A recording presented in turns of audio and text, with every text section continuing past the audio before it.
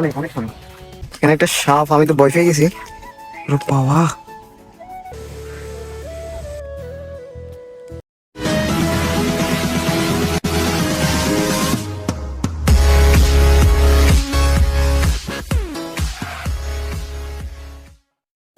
আসসালামু আলাইকুম গাইস, কি অবস্থা সবার? আশা করি তোমরা সবাই ভালো আছো। তো আল্লাহর রহমতে আমি খুব ভালো আছি।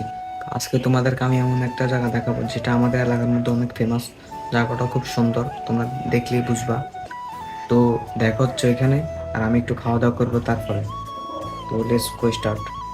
তো অবশেষে খাওয়া দাওয়া করে আমি ওই বাড়িতে উদ্দেশ্যে বাইরে হয়ে গেলাম। তো দেখতে থাকেন।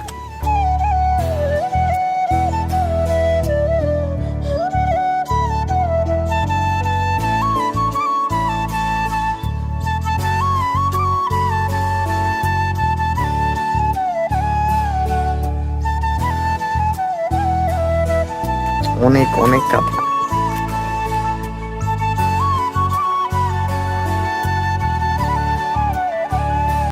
তো ফাইনালি আমরা সেই বাড়িতে চলে আসছি, আর বাড়ির মধ্যে পানি উঠে গেছে। এই জুতো পরে যাওয়া যাবে না, তো কিছু করার নাই, কিছু একটা তো করতে হবে। তো এই গাম বোর্ড গুলো এখান থেকে আমি ম্যানেজ করছি পাশের বাড়ি থেকে। তো আপনাদেরকে এখন দেখাবো।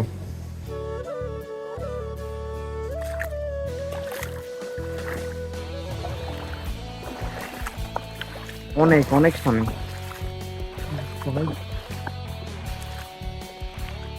অনেক বেশি।